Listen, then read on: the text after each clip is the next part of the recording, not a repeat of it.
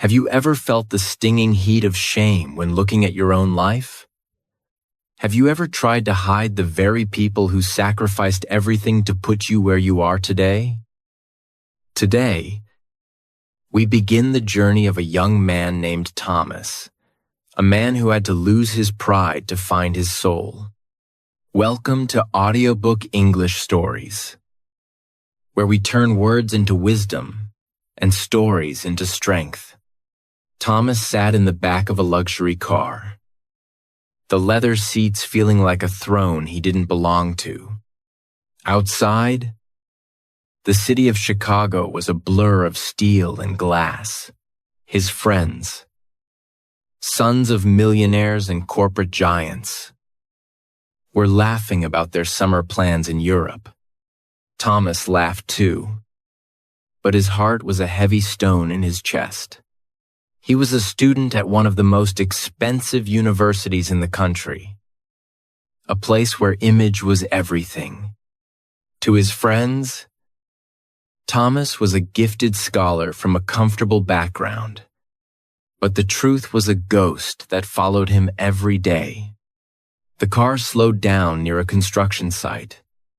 "Look at those poor souls," one of his friends remarked, pointing at a group of men covered in gray dust, lifting heavy bags of cement. Thomas looked, and for a second, time stopped. There, in the middle of the dust, was a man with a bent back and hands so rough they looked like tree bark. It was his father.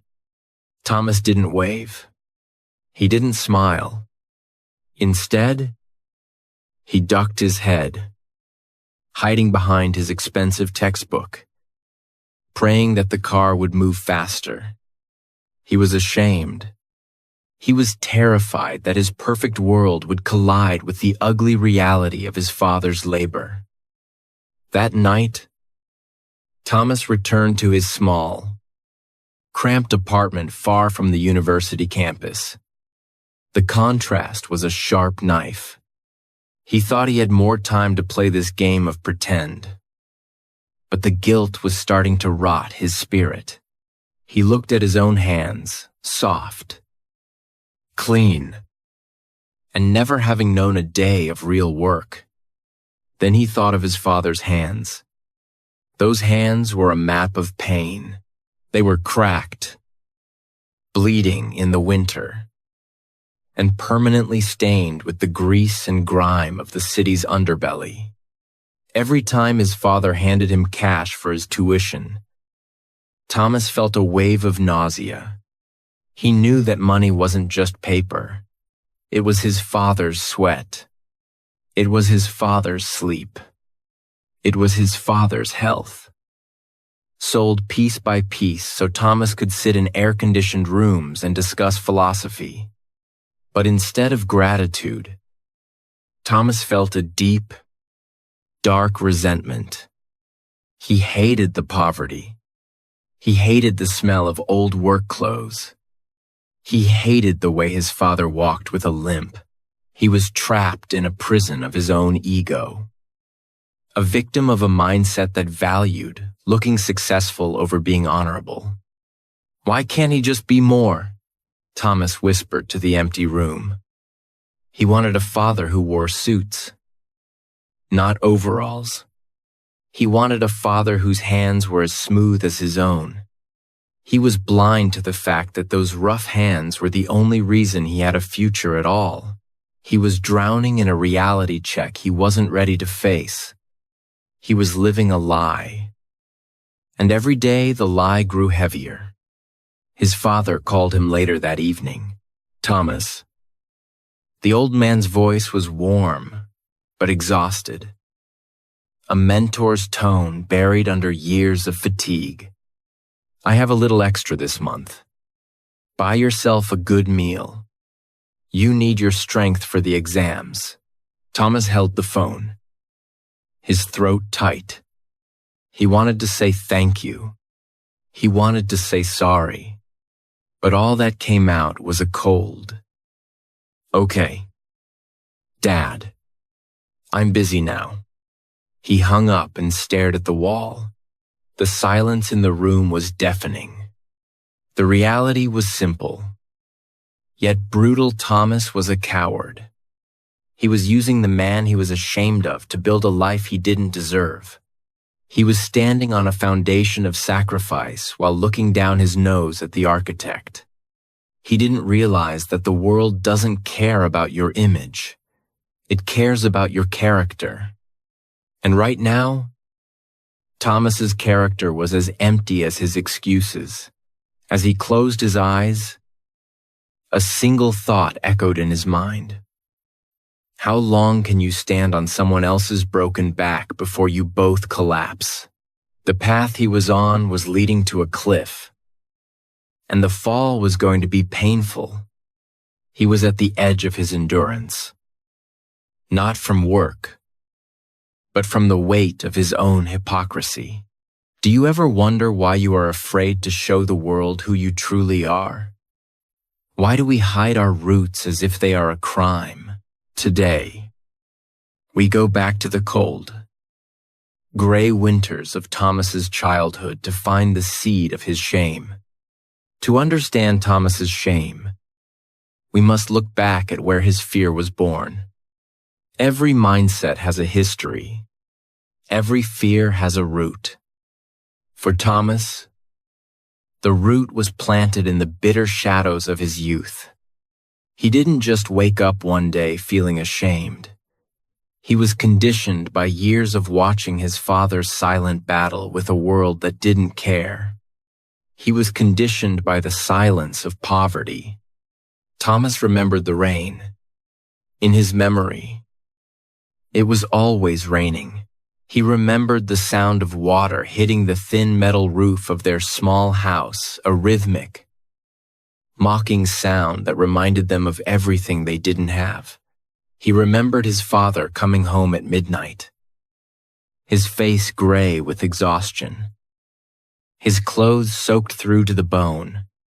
His father would sit at the small wooden table, his hands trembling as he tried to hold a spoon. These hands were not just dirty, they were broken. Thomas, only 10 years old at the time, would watch from the shadows. He didn't see a hero. He saw a man defeated by life. "Why do you work so hard?" "Dad," Thomas had asked once. His father looked at him, his eyes bloodshot but kind. "So you won't have to." "Essen," he whispered. But to young Thomas, that answer wasn't enough. He saw his father's old shoes, held together by tape. He saw the way people looked at his father in the grocery store, the subtle pull away, the look of pity for the man in the dirty work uniform. He saw the world judge his father by his clothes. And Thomas began to do the same. In that house, poverty was not just a lack of money. It was a heavy, suffocating blanket. It made Thomas feel small. He began to associate hard work with a lack of dignity. He watched his father give everything and receive nothing but more work and more pain. His young mind made a dangerous mistake. He started to believe that his father's rough hands were a sign of failure, not a sign of love. He told himself, "I will never be like him. I will never let the world see me struggle." He remembered the school meetings where other fathers arrived in shiny cars, wearing polished leather shoes. His father would arrive late, straight from the warehouse, smelling of diesel and sweat. Thomas would stand as far away as possible, his face burning with a heat that no winter rain could cool. He wanted to disappear. He wanted to belong to a world of light and ease, not a world of shadows and struggle.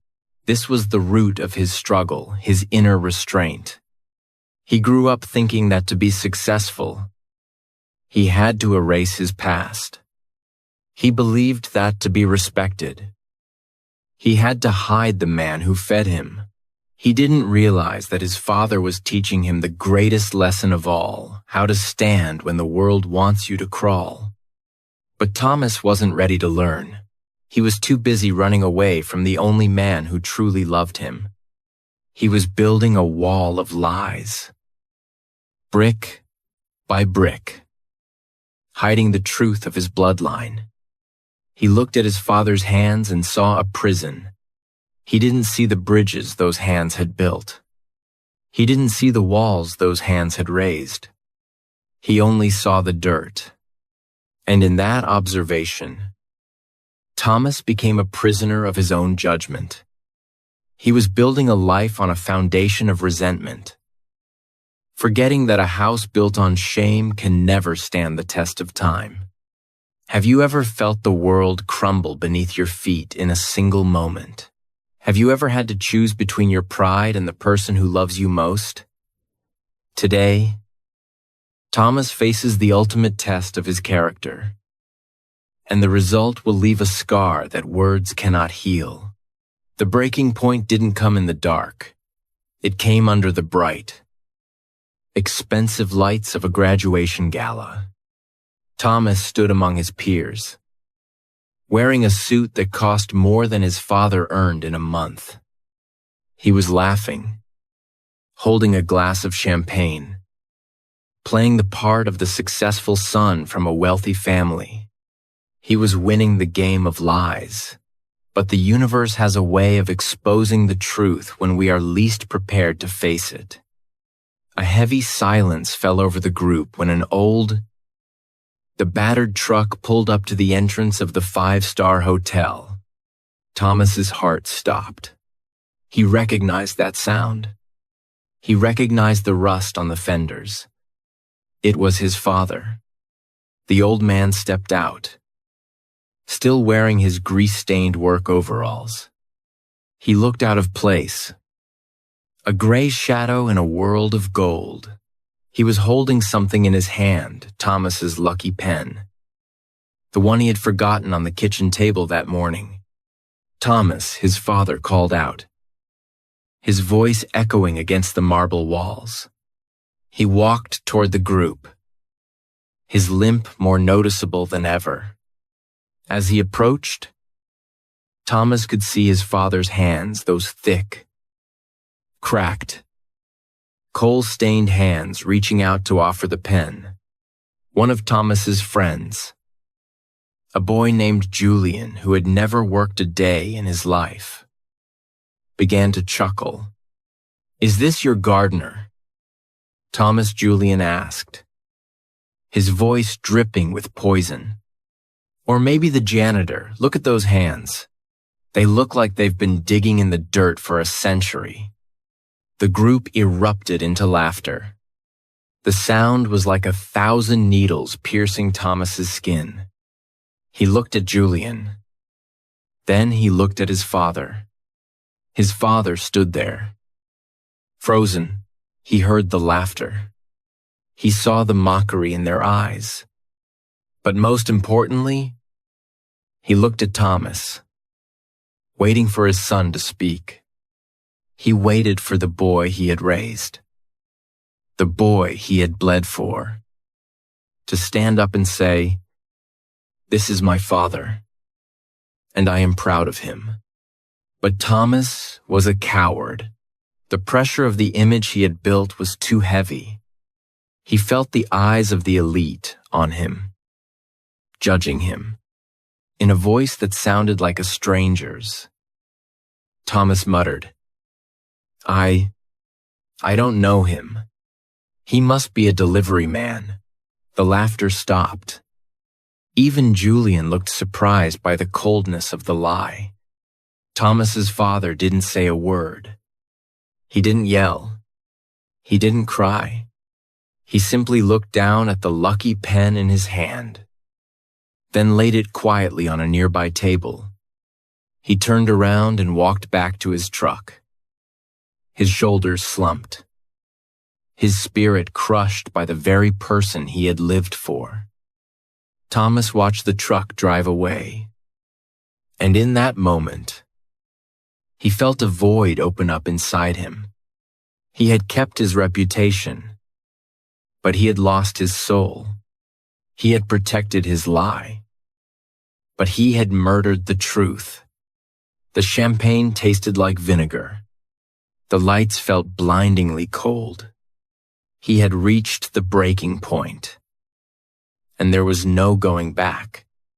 Have you ever felt a silence so loud that it screams the truth into your soul? Have you ever looked at your own reflection and realized you are a stranger to the person you wanted to be? Tonight, Thomas is not just alone. He is haunted by the ghost of a man who is still alive. The night of the gala ended. But for Thomas, the nightmare was just beginning. He lay in his dark apartment, staring at the ceiling as the clock ticked away like a hammer hitting a nail. Every time he closed his eyes, he saw his father's eyes. Not eyes of anger, not eyes of hate. They were eyes of a deep, silent understanding, the look of a man who had realized that his greatest sacrifice had produced a son who didn't know the value of a soul. Thomas got up, his movements heavy and slow. He walked to the kitchen and saw the lucky pen sitting on the counter. It was just a pen, but it felt like a mountain of guilt. He remembered his father's hands reaching out, those hands that were stained with coal, grease, and years of relentless labor.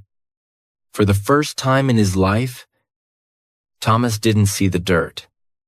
He saw the story. He realized that every crack in his father's skin was a payment for his own comfort. Every drop of sweat was a drop of tuition. Every hour of exhaustion was an hour of freedom for Thomas. He had called those hands ugly, but he finally understood they were the most beautiful things he had ever known. They were the hands of a protector. They were the hands of a king in a worker's uniform.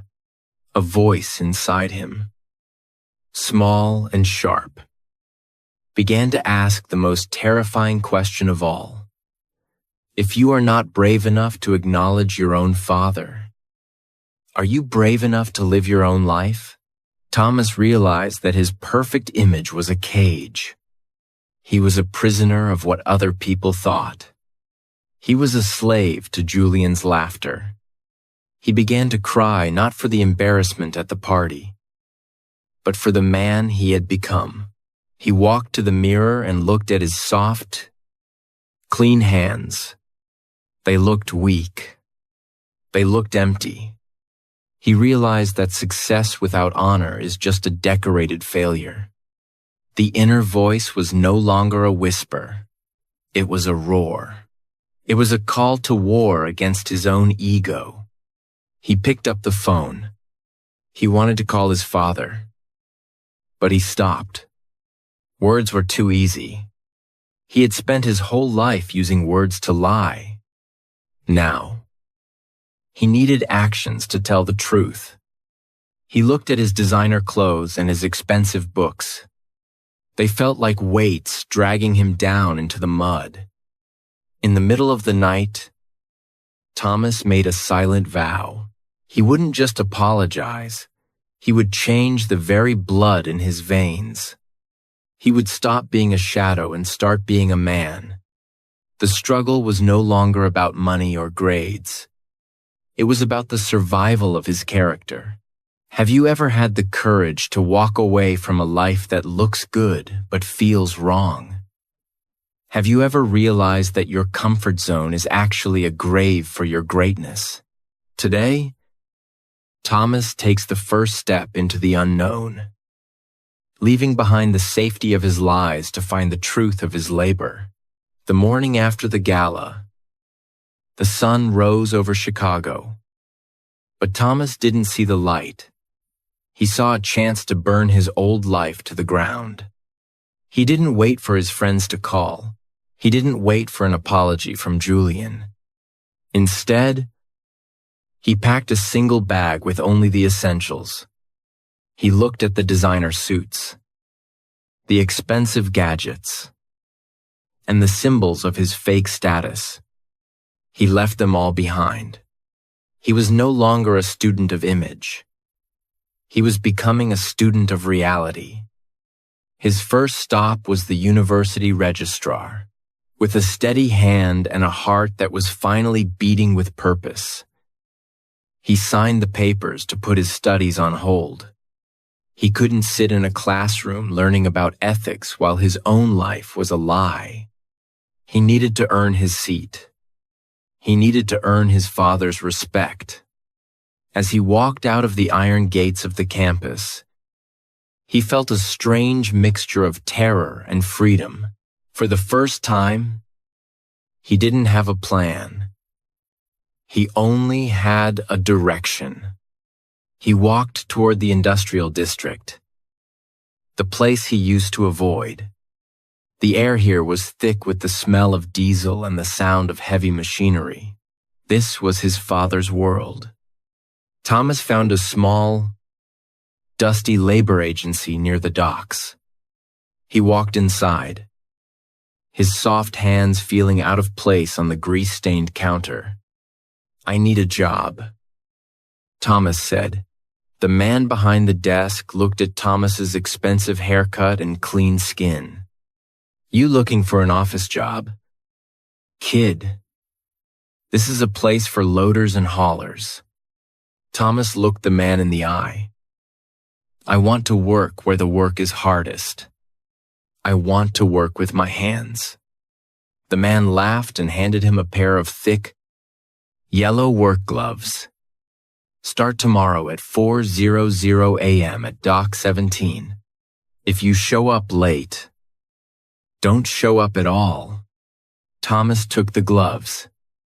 They felt heavy. They felt like a promise. That night, Thomas slept on a thin mattress in a cheap rooming house near the docks. There were no silk sheets. There was no heating. The fear of the unknown began to crawl into his mind. He thought about the laughter of his friends. He thought about the comfort he was giving up. But then, he looked at the lucky pen on the nightstand. He remembered his father's silent walk back to the truck. The fear was replaced by a cold, hard determination. He was leaving the safe world of boys to enter the hard world of men. Have you ever realized that the distance between who you are and who you want to be is called discipline? Have you ever felt the sweet burn of hard work and realized it is the only thing that can wash away your shame? Today, Thomas enters the furnace of labor, where his soft hands will either break or turn into steel. The alarm clock screamed at 3:30 a.m. The room was freezing, and every muscle in Thomas's body begged him to stay under the blanket. This was the first battle. This was the moment where most people fail. But Thomas didn't think. He acted. He threw off the covers, splashed cold water on his face, and pulled on his heavy work boots. He wasn't a student today. He was a worker. Dock 17 was a world of iron and shadows. Huge steel containers hung from the sky like monsters, and the air was filled with the roar of engines. Thomas stood in a line with men twice his size. When the whistle blew, the work began. His task was simple but brutal: move 100-pound crates from the warehouse to the shipping trucks. By 0 a.m., his breath came in ragged gasps.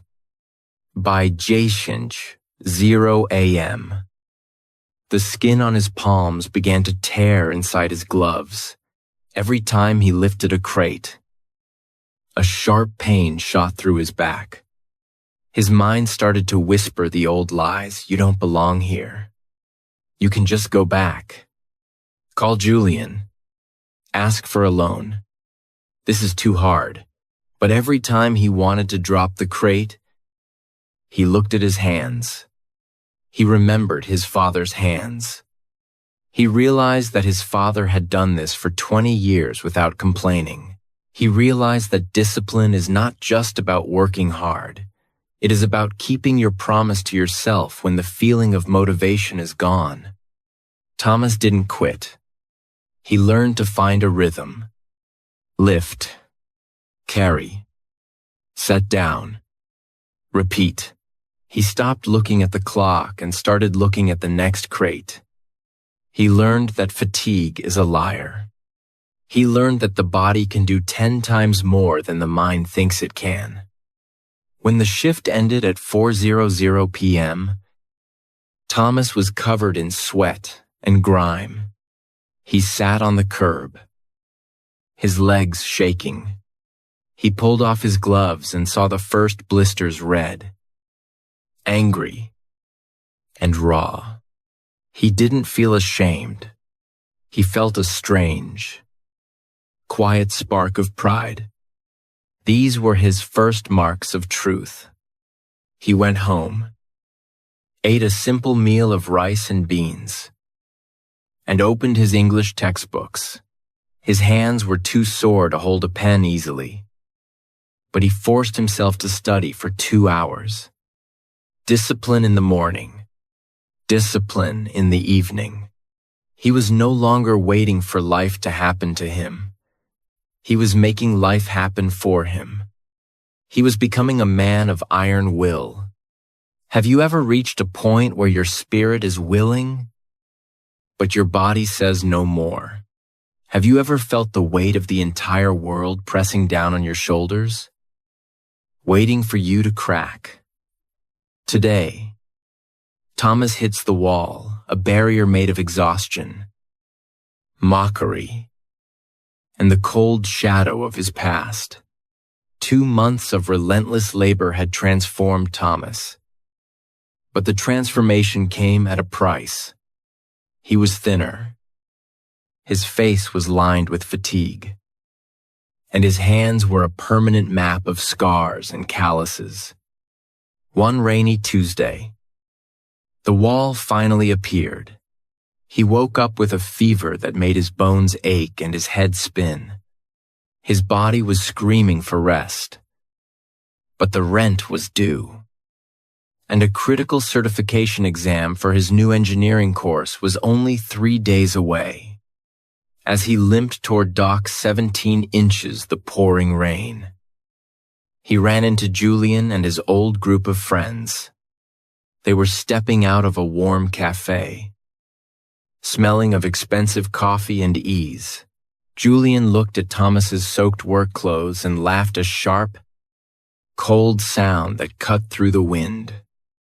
"Look at our scholar now," Julian mocked, loud enough for everyone to hear. "He traded a degree for dirt. You look like a ghost." "Thomas, why don't you just admit it? You were born for the mud. And that's where you'll stay. You will never make it back." Thomas wanted to shout, but he had no strength left. He walked past them, his heart heavy with a sudden, terrifying doubt. Was Julian right? He was working 16 hours a day, studying until his eyes bled. Yet he was still poor, still tired, and now he was sick.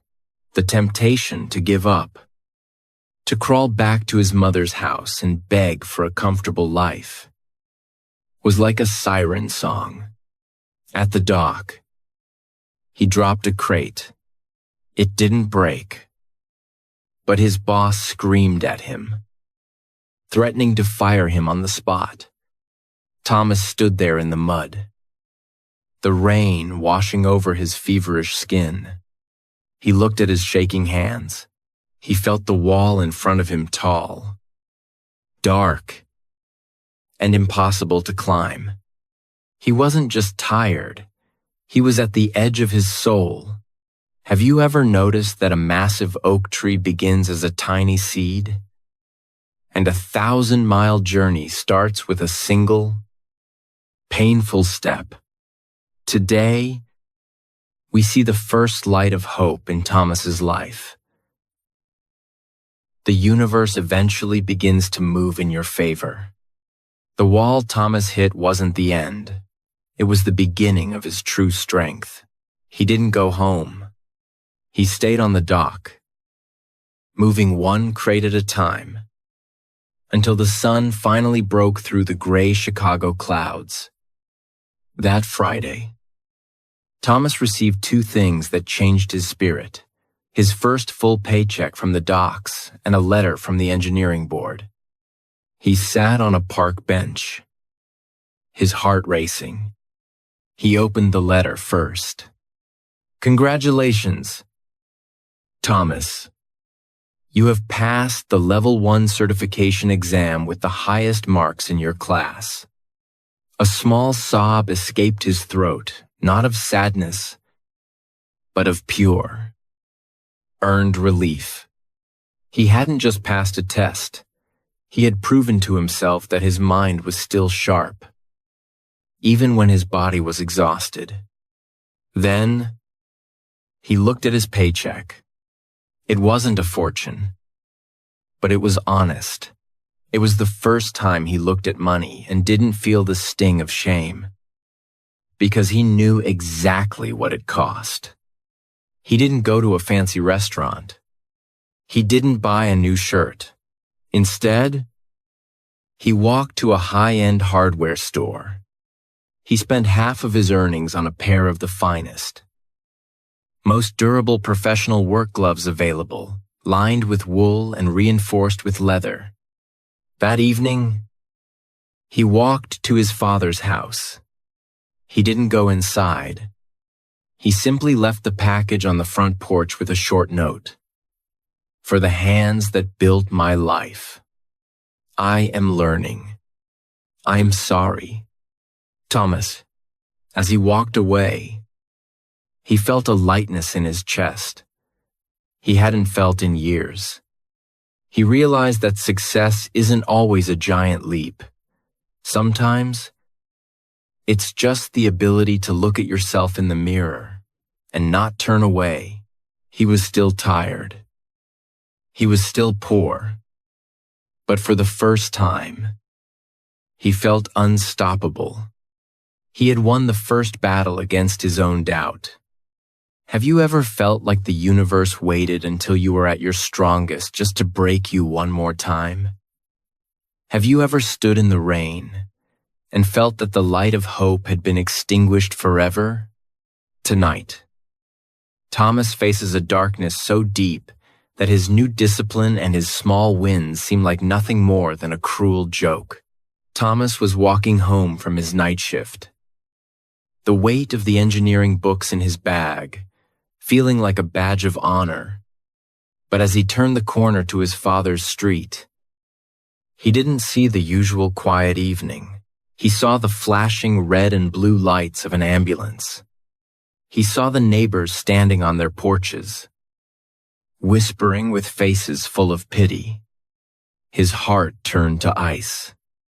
He ran, his heavy work boots thundering against the pavement. He pushed through the crowd just in time to see a stretcher being loaded into the ambulance. On it lay his father. The man's face was ashen, his eyes closed, and his hands, those hands that Thomas had finally begun to respect, were wrapped in thick, blood-stained bandages. A structural collapse at the warehouse. A paramedic muttered to a police officer. The old man tried to hold up a falling beam to save a younger worker. His hands, they're crushed. He might never use them again. Thomas stood frozen as the ambulance sped away, the siren wailing like a scream in the night. He went to the hospital and sat in the sterile, white hallway for 12 hours. The silence was a physical weight. When the doctor finally emerged, the news was a hammer blow. He's alive, but his working days are over. He will need expensive surgeries and months of care. He has no insurance that covers this. Thomas walked out of the hospital into a cold, biting wind. He looked at his own hands, now covered in the same calluses his father had carried. He was broke. His father was broken. The engineering exam he had passed felt like a piece of worthless paper. The small wins of the past weeks disappeared into a void of despair. The old Thomas would have run. The old Thomas would have blamed the world, blamed the warehouse, or blamed his father for being a hero. But this Thomas, the one forged in the discipline of Doc 17, simply stood in the dark. He felt the temptation to give up, to let the darkness swallow him whole, to admit that life was just too unfair. He was at the edge of the abyss, looking down into the end of his dreams. Have you ever noticed that the most beautiful swords are forged in the hottest fires? Have you ever realized that your greatest strength is not found in your muscles, but in the moment you decide to stand up when everyone else expects you to stay down? Thomas sat by his father's hospital bed, watching the sunrise through the window. For the first time, he didn't feel like a victim of fate. He looked at his father's bandaged hands, and then at his own. His own hands were now thick, scared, and strong. He realized that for 20 years, his father had been a shield. Now, it was time for Thomas to be the sword. The resurrection began not with a miracle, but with a shift in his mindset. Thomas realized that he didn't need permission to be successful. He didn't need Julian's approval. And he didn't need the world to be fair. He only needed to be relentless. He walked out of that hospital room with a look in his eyes that was cold, focused, and dangerous to any obstacle in his path. He went back to the docks. But he didn't just move crates. He went to the site supervisor and showed him the engineering certifications he had earned during his midnight study sessions. "I can fix your logistics problem at Dock 17. Thomas said, "I've spent months moving these crates. I know why the system is breaking, and I know how to make it faster." The supervisor was skeptical, but Thomas didn't flinch. He spoke with the authority of a man who had bled for his knowledge. He wasn't the soft boy from the university anymore. He was a man of action who understood the grit of the real world. He was given a chance 1 week to prove his theory. Thomas worked 20 hours a day. He used his daytime labor to understand the physical struggle and his nighttime hours to calculate the engineering solutions. He was no longer tired. He was fueled by a purpose larger than himself. He was fighting for his father's surgery. He was fighting for his family's name. He was fighting to prove that a man's value is measured by the weight he can carry, not the clothes he wears. He was rising, not because the world became easier, but because he became harder. He was a phoenix rising from the ashes of his own shame, and the fire only made him shine brighter. Have you ever stood at the edge of your destiny, knowing that one single move could change your life forever? Have you ever felt the weight of your past and the hope of your future collide in one glorious moment of victory? The day of the grand victory arrived during the city's most intense winter storm. The harbor was freezing, and the logistics system at Dock 17 was under massive pressure with 3 international ships waiting to unload. This was the high-stakes gamble. The site supervisor had authorized Thomas to implement his new structural design. The old-timers were watching with folded arms, waiting for the young man with the soft hands to fail. Thomas didn't look at them. He stood in the control room, his scarred hands moving across the blueprints he had drawn by candlelight. He wasn't just an engineer today. He was a worker who understood the soul of the machines. He ordered the cranes to move in a new, synchronized pattern, a rhythm he had discovered while moving crates manually for months. For the first 4 hours, the tension was suffocating. But then, the miracle happened. The bottleneck cleared. The trucks began to move with a speed the dock had never seen before. By sunset, Dock 17 hadn't just met its quota, it had doubled it. The roar of the machines seemed to harmonize with the beating of Thomas's heart. The supervisor walked into the room, silent for a long moment, before placing a heavy hand on Thomas's shoulder. "I've been on these docks for 30 years, he said. "I've seen a lot of smart kids come and go. But you have the brain of a scholar and the hands of a warrior. That is a rare combination." Success was no longer a dream. It was a reality. Thomas was promoted to lead project engineer on the spot, with a salary that would cover his father's surgeries 10 times over. But as he stood on the edge of the dock, looking out at the icy water, the victory didn't feel like money. It felt like freedom. He had conquered the fear of being nothing. And in doing so, he had become everything he was meant to be. He had reached the peak, and the view was magnificent. Have you ever looked into the mirror and realized the person staring back is no longer a victim, but a victor? Have you ever felt a peace so deep that no amount of criticism can shake your soul? Today, Thomas steps into his new identity, a man who is no longer defined by his clothes, but by his character. The empty hospital bed didn't lead to a tragedy. It led to a new beginning. Thomas found his father in the hospital garden, his hands still wrapped in bandages, but his eyes fixed on the horizon. When Thomas shared the news of his promotion and the successful engineering project, he didn't do it with the boastful tone of the boy he used to be. He spoke with the quiet authority of a man who had earned his place in the world. Thomas's new identity was not built on the suits he now wore to the office or the title on his door. It was built on the calluses that remained on his palms. He no longer tried to hide his past.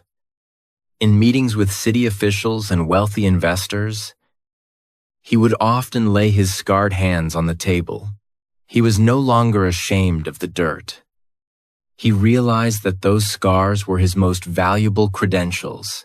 They were the proof that he understood both the theory of the mind and the reality of the grind. He stopped seeking the approval of people like Julian. When he saw his old friends again, he felt no anger, only a calm indifference. They were still playing a game of images. While he was busy building a legacy, he had realized that a man who has conquered himself has no need to conquer others.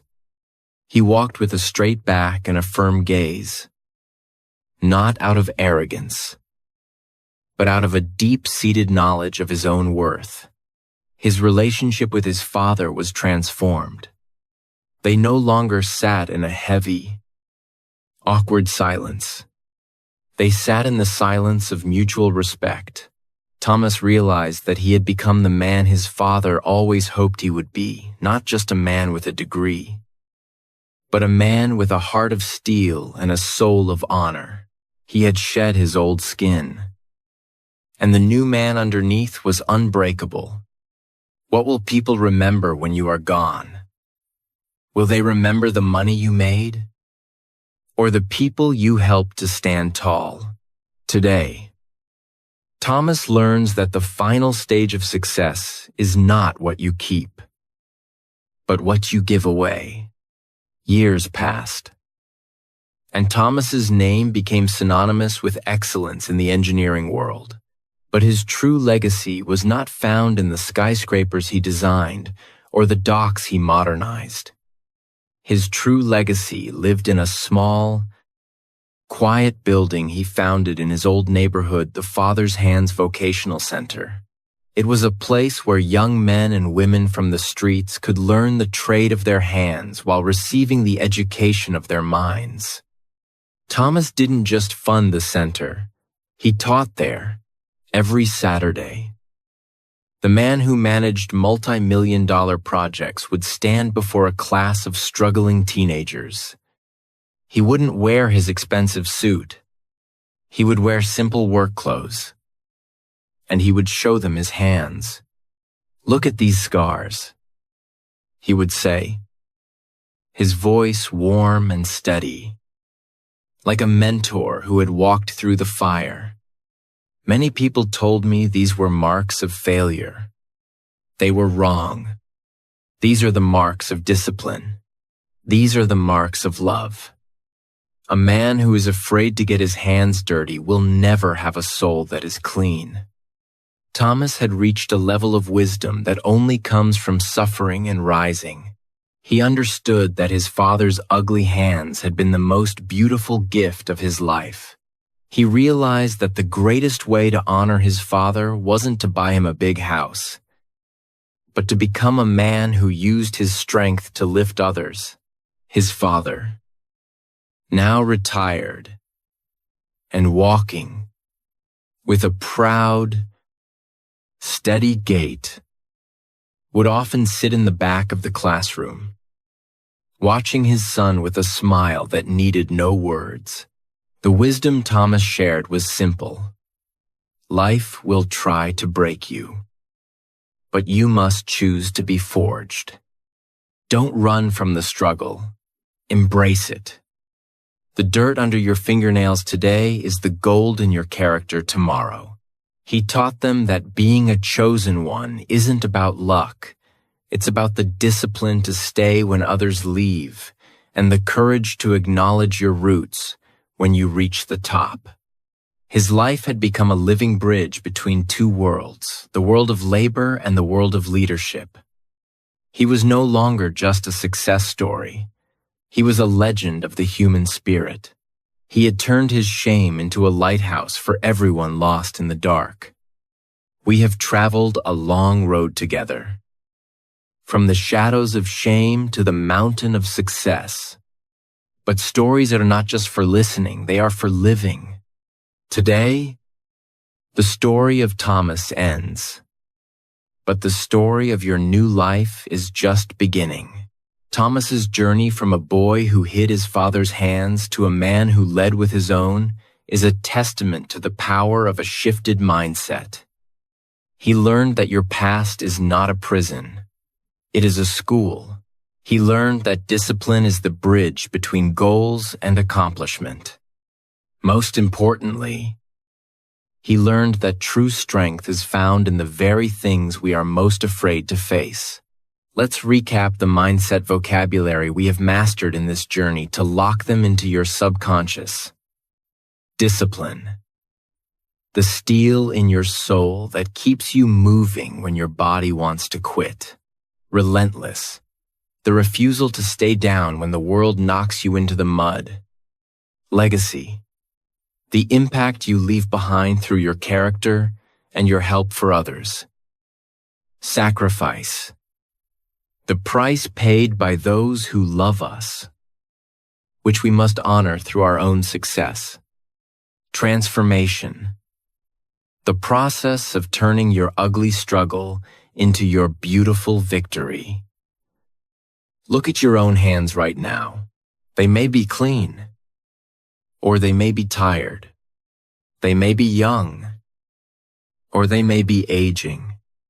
But regardless of their appearance, they are the tools of your destiny. You have the power to build, to climb, and to change your world just as Thomas did. At Audiobook English Stories, we don't just teach you a language. We give you the words to build a better version of yourself. We believe that if you can change your vocabulary, you can change your thoughts. And if you can change your thoughts, you can change your life. Now, it is your turn to write the next chapter. Don't let this hour of inspiration go to waste. Commit to one act of discipline today. Whether it is waking up an hour earlier, studying 10 more English words, or simply telling someone who sacrificed for you, thank you. Take that step now. Action call. If you are ready to honor your roots and build your own legacy, subscribe to Audiobook English Stories. Comment below with the phrase, "I am the architect of my own life." Let the world know that you are no longer running from your struggle. You are using it to rise. Thank you for listening. Keep practicing. Keep growing. And remember, the hands that work are the hands that win.